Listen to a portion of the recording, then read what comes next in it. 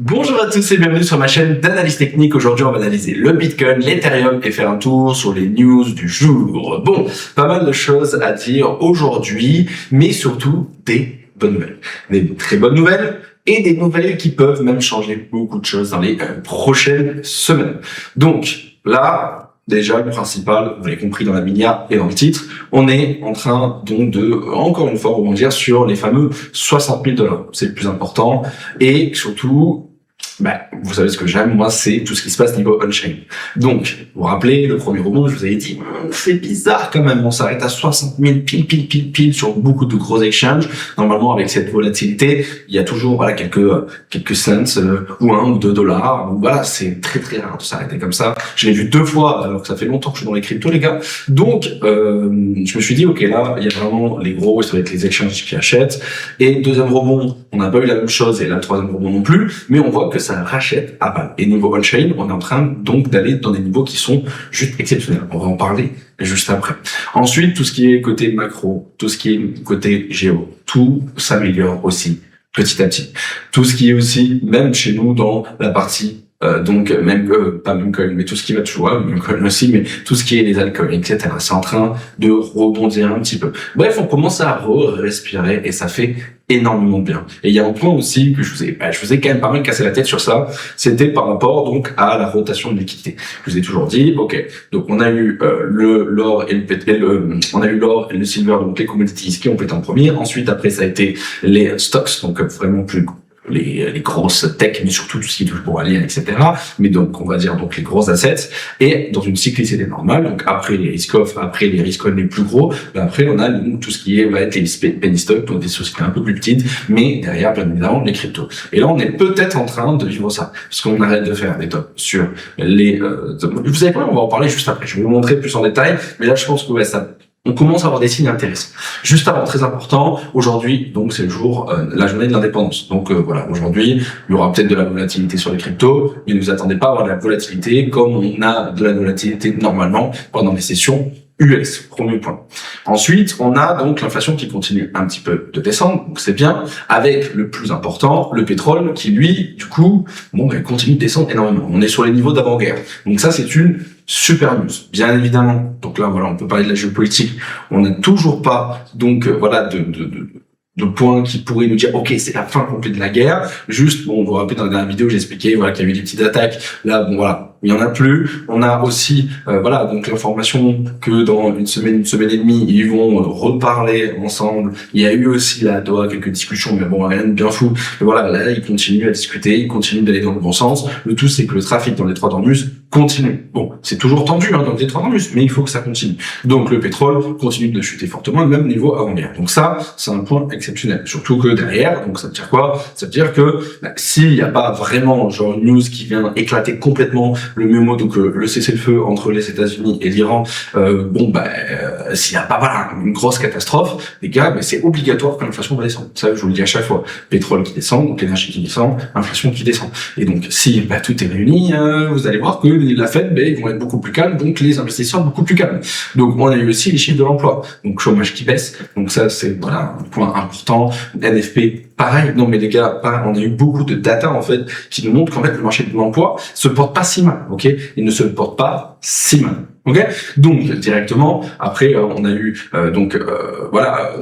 au début de semaine on a eu une baisse sur les obligations, on remonte un petit peu, mais on reste quand même sur une petite downtrend, d'accord. On a du côté le Dixie, lui par contre qui est beaucoup plus affirmatif. Vous vous rappelez, donc on commence à avoir un petit peu peur, mais regardez, on se rapproche donc des 100 points, et c'est le plus important. Donc on voit que le marché est en train de revenir un petit peu sur en fait on se calme un petit peu, ça va aller mieux que ce qu'on pensait, donc du coup on peut repasser dans les risques.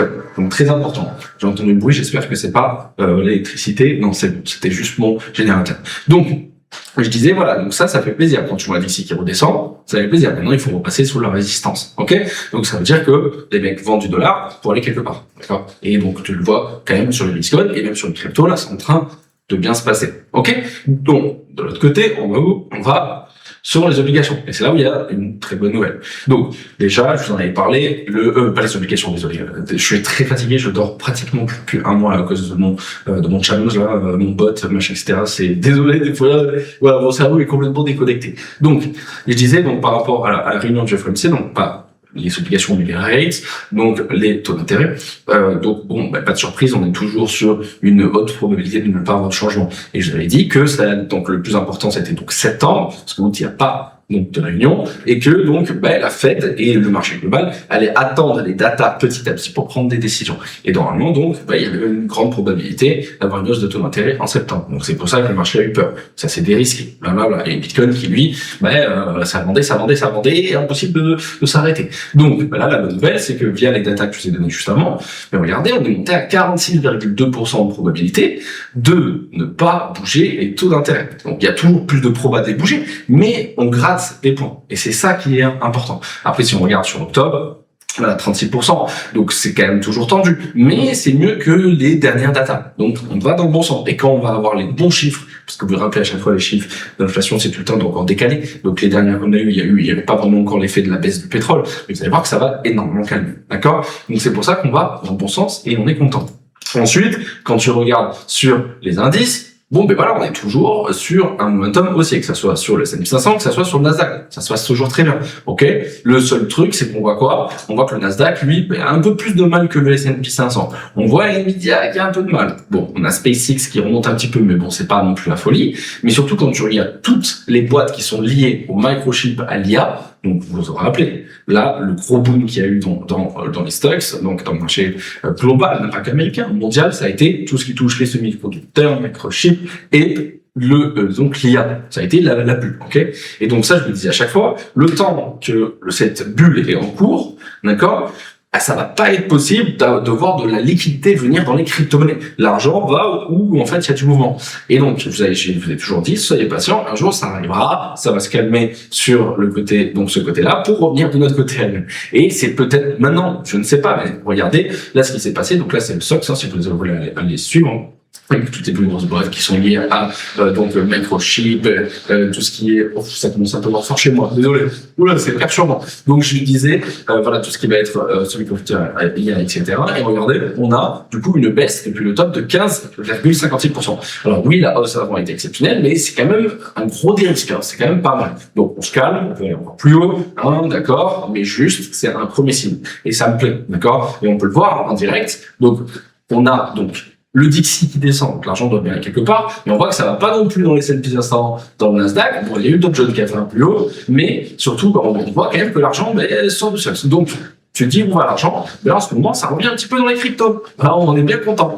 Mais avant de parler de crypto, j'ai deux trucs à vous parler. Je prends un petit peu d'eau, j'ai la bouche sèche.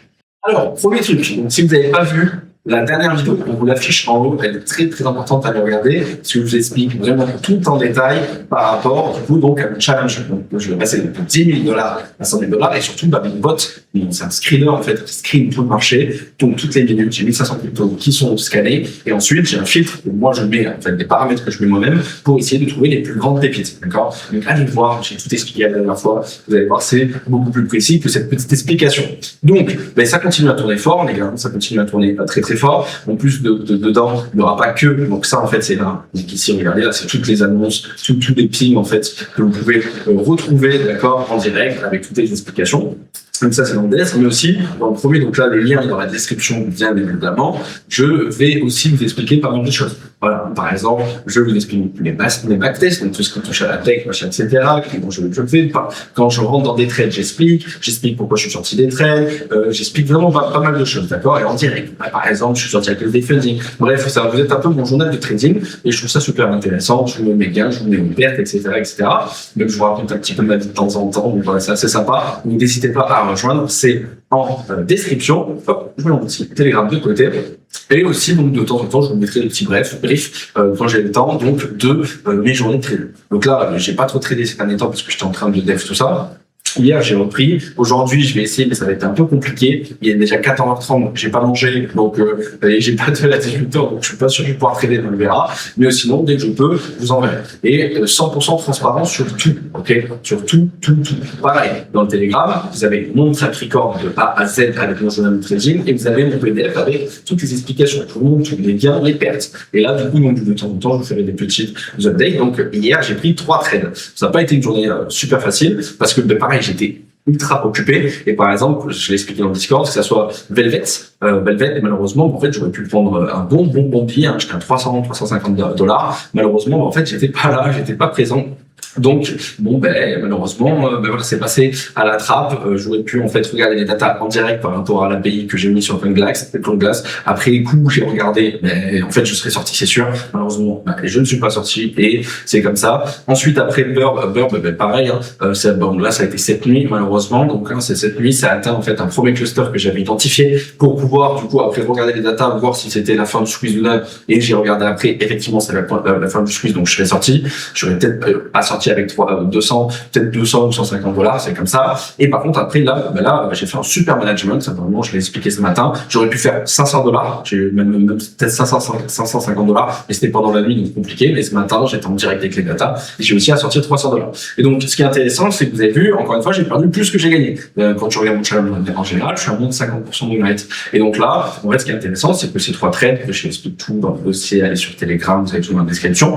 Et ce qui est cool, c'est que même en perdant plus que gagner, mais vu que j'ai un super bon risk management, d'accord, et c'est comme je le dis, c'est le nerf de la guerre, en fait j'ai fini quand même avec une journée verte, ok, donc c'est vraiment la base. Et je pense que ça vous fait kiffer que je vous parle de tout ça, parce que là pendant un moment je vous disais je longue lui, je longue trade et je laisse, parce que voilà, là cette année ça a été vraiment chill, mais là je reviens un peu comme à l'ancienne, vraiment je vous montre tout, je vous explique tout, mais avec des petites sommes par contre, hein, pour me protéger bien évidemment. Donc là le challenge ITK, donc je commence à ITK, c'est pas grand chose, pas pour tout le monde, mais pour moi. Et du coup, ça fait pas les mêmes sommes qu'on avait avant, hein, parce que là, par exemple, j'ai fait une journée exceptionnelle en termes de pourcentage, les gars. Pareil, sur un mois, je suis pratiquement à 20%, c'est exceptionnel. Si t'arrives à faire ça en un an, déjà, c'est exceptionnel. Là, hier, par exemple, du coup, donc, je perds 122 $ sur Velvet, je perds 139 $ sur Burb, bien, je sais pas comment on le dit, et ensuite, je gagne sur Lab 319 $.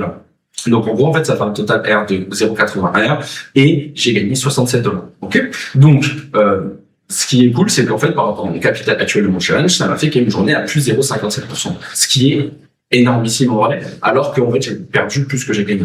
Donc, encore une fois, là, c'est 67 $ avec un capital de 10 000, mais bon, avec un capital de 100 000, du coup, tu gagnes 670 avec un capital de 1 million, voilà, vous montez 6 700 $ dans la journée. Vous avez compris, c'est quand même intéressant. Ok, c'est des gros chiffres. Donc voilà pour ça. Donc n'hésitez pas, je continuerai à me donner un balle, les gars. Juste, voyons voir jusqu'à où je peux tenir avec ce rythme. Mais en tout cas, je vais me donner au maximum. Et comme je l'ai dit, n'hésitez pas à aller voir cette vidéo. J'explique vraiment tout dedans. Ensuite aussi, autre chose les gars, petite update par rapport à Bluff dont on en a parlé dans une autre vidéo que je vous affiche juste en haut, d'accord? Pareil, je vais pas tout vous réexpliquer, vous allez la voir, hein, donc c'était cette vidéo. Donc, pareil, très intéressant. Donc, pour tous ceux qui ont envie un peu de se diversifier, tous ceux qui ont envie, même qui ont en fait des USDC de côté, hein, ou des stablecoins de côté, qui ont envie un peu de se diversifier à droite à gauche, là, c'est une possibilité de mettre avec des rendements qui sont quand même assez intéressants et sur des sociétés, en fait, sur des sociétés. Donc, je sais qu'il y en a beaucoup qui adorent se mettre sur la blockchain, il y en a beaucoup qui adorent les on-chain. Le problème, c'est que pour l'autre côté, t'as en récompense des tokens qui peuvent perdre 50% dans la journée. C'est toujours un petit peu compliqué. Il y a des boucles à faire. C'est un peu compliqué, voilà. Donc, pour tous ceux qui veulent pas s'embêter, voilà. Comme je vous dis, allez voir la dernière vidéo, c'est beaucoup plus explicatif. Je crois que j'ai fait 7 minutes d'explication. Là, on va s'arrêter là. Mais en tout cas, regardez, donc vous pouvez mettre, donc là il y a des nouveaux trucs qui sont sortis depuis la dernière vidéo. Donc là par exemple vous pouvez investir sur une société qui est destinée donc à la consommation. Une autre c'est l'initiateur de prêt, l'autre une dans l'agro-engineering, le délit de production, le waste management, des commerciales de construction. Il y a eu pas mal de nouveaux trucs sympathiques, même dans les fraises. Bref, n'hésitez pas et regardez, donc les pourcentages quand même sont bien intéressants. Moi, j'en ai déjà fait un la dernière fois, donc avec 100 $. J'ai récupéré 30 $ avec le lien que vous avez dans la description. N'hésitez pas, les gars, profitez-en, il y a toujours 30 $ à prendre. Donc, j'avais mis, donc, 100 $ sur, du coup, donc, une société de minage de crypto-monnaie, on va dans notre thème. Donc, sur une période de 10 mois à 20%. Et voilà, le prochain paiement sera le 30, juillet. Donc, à 1,74 $. Ensuite, après, si t'as envie de les retirer, tu peux les retirer, etc., etc. Donc, voilà, très intéressant. Allez voir la dernière vidéo. Vous avez tout en commentaire et donc dans la description. D'accord, allez, on continue. Donc, par rapport aux cryptos, alors, très intéressant. Je vous parle de ça maintenant, comme ça c'est fait. Comme je vous l'ai dit tout à l'heure, donc, quand un bottom se forme, on voit souvent les mêmes choses, d'accord? On voit les petites mains qui sortent du marché. Soit ils vendent, ou soit en fait ils sont fait déjà liquider, ok? Et ils sortent, ils les intéressent. De toute façon, je le vois, même sur ma chaîne YouTube, on fait beaucoup moins de vues. Même avec toutes les chaînes autres sur YouTube, on fait moins de vues. Sur Twitter aussi, les gens autour de moi ne parlent même plus de crypto, sauf les entrepreneurs ou ceux qui crypto, bien sûr. Donc, voilà, là, on est vraiment au bas du bear, ok? On a eu, voilà, notre petit rebond sur les 75, après avoir eu des achats qui ont été impressionnants. Et là, on revient sur les 60, je vous remontre juste ici. Donc voilà, on a fait un rebond, 2 rebonds, 3 rebonds. Et celui-ci, il s'est passé quelque chose d'assez spécial. Il y a eu 270 000 BTC accumulés par des baleines à 59 000 $. C'est la plus grande flambée d'accumulation unique jamais enregistrée on-chain. Plus importante que le creux Covid, les gars. Le creux Covid, c'était 150 000 BTC. Et plus importante que le creux FTX, les gars. FTX, vous vous rappelez du crash FTX à 180 000 BTC qui ont été accumulés. Là, on parle de 270 000 BTC. C'est juste énorme. Je sais pas si vous vous rendez compte. Après, n'hésitez pas à aller lire la suite, mais c'est juste énormissime. Et donc, c'est pour ça que, pour le moment, on le voit très clairement, c'est un support qui est puissant. Et regardez, on a un rebond qui commence à être vraiment magnifique, vraiment magnifique. Et on peut voir, même de l'autre côté, sur les datas, donc on-chain, en direct avec vous, là, donc sur Kio, si vous allez voir, vous pouvez aller voir à chaque fois, c'est sympa, Kio, Taille, moi, je m'en sers vraiment énormément. Et en fait, ce que tu peux voir, c'est que, regardez, sous le prix, là, c'est quand même une dinguerie. Regardez, bon, je peux pas trop revenir en arrière sur 5 degrés, mais regardez, là, on peut le voir, en fait, il y a beaucoup plus de volume qu'ici. Regardez, là, il y avait en fait des petits niveaux où ils mettaient de l'argent, donc c'est pour ça que ça a chuté, mais regardez le pâté qu'il y a ici. Et là, vraiment, c'est du très solide. Vraiment, c'est du solide, les gars. Et là, c'est, je sais pas combien de milliards de dollars il y a, en fait, sous, donc, les 60 000 $, mais c'est énormissime, les gars. Et donc, c'est encore une preuve que, peut-être qu'on a trouvé une méthode, peut-être pas, attention, je dis pas que le bottom est posé, on reprend le bull run, etc. Mais, vous savez qu'il y a pas mal de choses, comme je vous l'ai dit tout à l'heure avec l'augmentation d'utilité, qui vont dans l'autre sens, avec la géopolitique qui va mieux, la macroéconomie qui va mieux. On a tout qui va mieux. Et dans les système, de toute façon, tout va bien. On a eu notre fun avec même MicroStrategy, avec Stratégie, pardon, Stratégie, non. Et Michael Saylor, il a complètement cassé le fun. J'en ai parlé dans la dernière vidéo, si vous voulez aller voir. Le mec, il est tranquille. Et donc, maintenant, voilà, quand je regarde dessus, c'est vraiment faible. Regardez la différence entre en dessous et au-dessus. Donc, ça me prouve que, en fait, les vendeurs ne sont plus dans le marché pour le moment. Après, encore une fois, on peut encore acheter. Et c'est les acheteurs qui reprennent la main. Et donc, c'est pareil, par exemple, sur Ethereum. Regardez, là, au-dessus du prix, il n'y a que dalle. Il n'y a que dalle. D'accord? Il y a vraiment rien. Et regardez, en dessous, il y a beaucoup d'argent qui attend. Regardez, il y a 10 000 ETH juste sur ce contrat. Sur les 1500. Quand tu regardes sur Solana, c'est pareil. Regardez, au-dessus, il n'y a que dalle, il n'y a pas de vendeurs. Et c'est en dessous qu'il y a les acheteurs. Vraiment, il y a tout qui est en train de se réunir. Et là, moi, ce que j'adore, c'est regarder les ETF. Donc là, regardez, on a fait un enchaînement d'outflow, donc l'argent qui sort des ETF qui a été exceptionnel, vraiment énorme. Et regardez là, sur la première journée, boum, 223 millions de $. C'est beaucoup, hein. C'est beaucoup d'argent. Et bon, bien sûr, pareil sur Ethereum qui suit comme sur BTC. Donc c'est beaucoup d'argent. Vous allez me dire, ouais, mais il y a eu des milliards de sorties. Oui, je veux bien. Mais là, on voit un petit stop. On va voir si ça continue la semaine prochaine, oui ou non. Je suis impatient de le savoir. Mais on voit quand même juste que l'intérêt revient un petit peu. Et on voit où également, regardez moi les super intérêts, ce qui se passe on-chain niveau futures. Et quand tu regardes, bon, c'est encore faible, mais on voit un petit rebond. Bon, voilà, un petit rebond. Ça reste un rebond. Est-ce que c'est, je suis en train de FOMO? Non, les gars. Là, on est sur une trend baissière, il va falloir casser cette trend baissière, ok? On y est presque. Là, regardez, il y a un double en formation, on y est presque. Mais à voir la semaine prochaine. Oui, on a déjà un petit signal, pareil. Regardez, ça revient un petit peu sur Ethereum. Est-ce que ça m'excite? Non. Mais on voit que ça revient un petit peu. Et Solana, bon, lui, par contre, il a de l'avance par rapport au reste. De toute façon, on a déjà parlé dans le dernier temps, on va en parler aujourd'hui. Mais voilà, alors, on voit clairement qu'il y a de l'intérêt qui revient petit à petit. Est-ce que c'est la folie? Non. Mais ça revient. Ensuite, après, pareil, j'avais oublié, Metaplanète. qui reviennent de repasser à l'achat. On va plus remettre ta palette, c'est la société japonaise qui repasse à l'achat, les gars, avec 2828 BTC, donc une valeur quand même de 170 millions de dollars. Donc, les mecs, ils sont revenus à balle, d'accord? Donc, on voit que les sociétés rachètent, tout le monde est en train de racheter. Et par contre, les petits vendent, c'est ça qui est intéressant. Ensuite, qu'est-ce qui se passe sur ce moment? Bon, on voit clairement en gros, ici, j'ai vu pas mal de conneries sur Twitter, ça se voit qu'ils ne savent pas du coup bien analyser. Tout le monde pensait que là, ça allait chuter, donc par intérêt, etc. En fait, pas du tout. Il y a eu un beau trap qui s'est entamé, d'accord? Donc, et là, en fait, on est sur un bottom qui est juste parfait. Maintenant, on va regarder, on fait des W dans des W. À quel moment on va s'arrêter? Je ne sais pas, mais pour le moment, c'est validé. Et moi, comme je vous l'avais dit, le but, c'est de venir au moins casser les 61 000. On est au-dessus, d'accord? Donc là, pour le moment, le bottom court terme est validé, ok? Ensuite, donc, comme je vous l'ai dit, donc, l'intérêt remonte un petit peu, mais c'est pas non plus la folie. Par contre, là, on voit niveau SWOT, niveau machin, le bébé qui commence à être plus joli.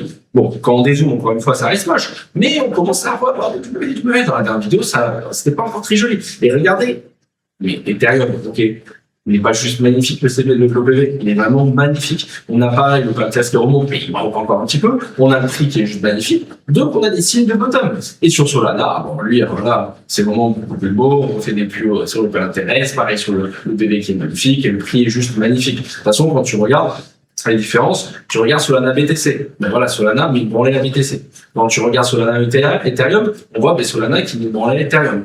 D'accord? Et même Ethereum BTC qui est en train de faire un W. Donc ça c'est bien, hein, ça montre en fait que on a tout simplement donc là les algues qui sont en train de revenir un petit peu donc à l'achat. Mais pareil, on dézoome les gars. Regardez Ethereum, bon, si tu regardes peut-être en une minute, bon, voilà, en 5 minutes ou en une heure, ok. Mais quand tu regardes comme un professionnel en weekly et comme ça t'as pas d'émotion, bon, c'est encore horrible. Moi, le temps qu'on passe pas les 2400, je serais pas excité les gars, vraiment pas excité. Hein, on casse la downtrend, on fait des hauts de plus en plus bas, des bas de plus en plus bas, on vient faire un nouveau plus haut pour casser la downtrend, hein, donc même 2500 $, ok.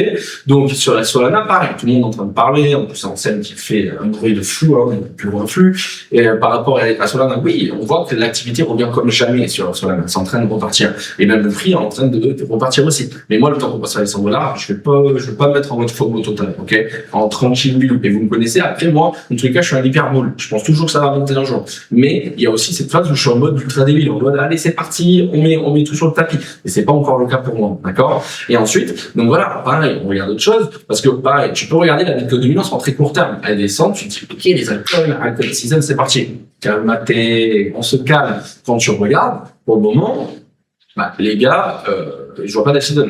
Ok, c'est en train de se calmer. Donc là, on a plus notre belle branlée sur Bitcoin. Regardez la Bitcoin dominance qui fait que monter. Donc c'est la Bitcoin. Là, en fait, c'est quand ça monte, ça veut dire que l'argent est plus dans Bitcoin. Quand ça descend, ça veut dire que l'argent sort de Bitcoin et donc va dans les altes.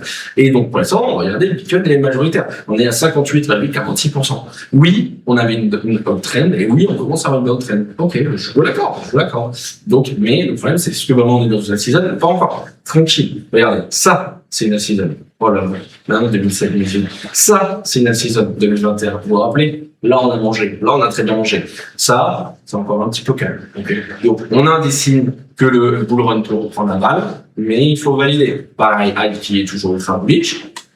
Mais, parce que voilà, c'est que les gros assets qui pètent. Hein. Regardez, quand tu regardes pareil le total 3, on est très loin de la season, le top de la season de 2024 et surtout de 2021. On y est encore loin, les gars. Hein. Regardez, pour pouvoir, pareil, comme le reste, je vous donne les niveaux qui m'intéressent, il faut casser, allez, les 500 milliards de dollars vraiment pour être safe, pour casser cette downtrend. Et on n'y est pas encore. Ok? Après, oui, quand tu regardes BTC, bon, tu te dis, il y a un bottom qui est en train de se former. On est sur un support qui est incroyable. Si t'as envie de long ici, c'est un endroit incroyable. Bien évidemment. Non, tu peux faire ce que tu veux. Ceci dépasse la conseil d'investissement. Mais, bien sûr, pour vraiment retester les niveaux qui m'intéressent, bon, déjà, il faut casser la Tankan, donc il faut passer les 70 000. Bon, sinon, on est toujours sur une downtrend, même sur les Shimoku. Même pour valider, passer les 77 000, pour passer la Kijun. Mais surtout, n'oublions pas qu'au milieu, il y a le point pivot. Le point pivot des 75 000 $. On en a parlé, reparlé ces derniers mois. Mais maintenant, même pour casser, si tu regardes, si t'enlèves les Shimoku, t'enlèves tout. Mais vraiment, tu restes sur une base de trading, même t'enlèves les dessins. Voilà, t'enlèves les dessins. Les gars, en fait, ça c'est une uptrend. Les bas de plus en plus hauts, on est en bull run avec des hauts de plus en plus hauts, on est en bull run. Là, c'est un bear trend, d'accord? On est en trend baissière. On fait des hauts de plus en plus bas, non, des hauts de plus en plus bas, et des bas de plus en plus bas. Donc, pour reprendre, il faut casser les 83 000 $. D'accord? Donc, il reste du boulot. Et après, oui, on pourra fuser. Donc, il y a pas mal encore de vous. Donc, oui, je suis bullish long terme. Oui, je suis bullish moyen terme. Mais court terme, attention. Faut prendre des pincettes. Si vous tradez, mettez les stop loss. Gardez la tête froide. Ok? Voilà pour le récap global. Voilà, donc 25 minutes. J'ai été assez rapide. Je suis assez content. Donc, j'espère que cette vidéo vous a plu. On se retrouve dans le Telegram pour ceux qui sont dedans. Et je vais essayer de trader le plus rapidement possible, essayer de trouver des petites pépites. Et de toute façon, c'est comme c'est mon bot qui trouve pour moi, donc c'est cool. Et je vous souhaite à tous une bonne journée, un bon week-end. Et on se dit à la prochaine. Ciao!